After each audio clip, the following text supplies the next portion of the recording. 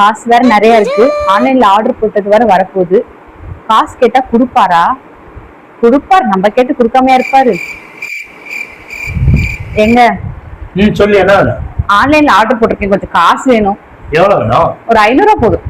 500 ரூபாயா? இந்த வச்சுட்டேன். அப்புறம் கொஞ்சம் மேக்கப் திங்ஸ் ஆர்டர் போட்டிருக்கேன், அதுக்கு கொஞ்சம் காசு வேணும். அதுக்கு எவ்வளோ?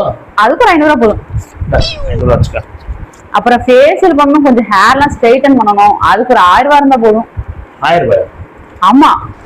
1000 ரூபா வச்சுக்க. அப்புறம் கொஞ்சம் ஃப்ரூட்ஸ்லாம் வாங்கணும், அப்பதான் ஃபேஸ் க்ளோ ஆகுமா, அதுக்கு கொஞ்சம் காசு கொடுத்தா போதும். அதுக்கு 500 ரூபா வச்சுக்க.